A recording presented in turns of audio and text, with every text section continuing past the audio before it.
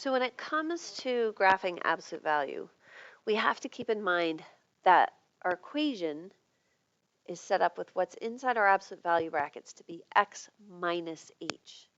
Okay, this h value and this k value are going to go together to make up our vertex.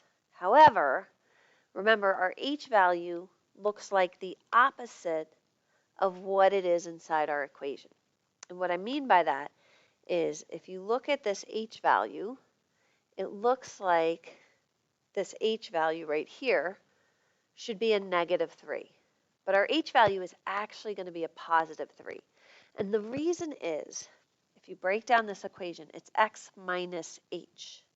So that means x minus, what I have to plug in here is a +3 in order for it to look like a -3 here.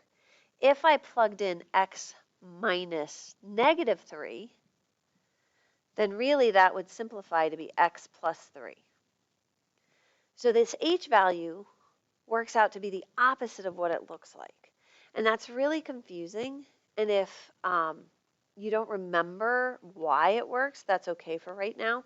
But you do just need to know that the h value is going to look like the opposite of what you have in your parentheses. Your k value is going to be exactly what it looks like. So in this case, my h value is 3, and my k value is -2. That's going to go together to make our vertex. So in order to graph this, we're going to go over 3, down 2. That's my vertex. Now in absolute value, we're talking about the distance from this vertex.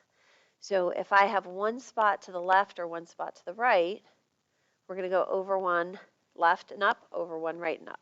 And then we'll do 2 away and 3 away, and so on and so forth until we can create our graph. And when we create our graph, it's going to be this, this check mark shape. And that did not create my straight lines like I wanted to, but here we go. This one will be nice and straight now. There we go. And that's what your absolute value function will look like.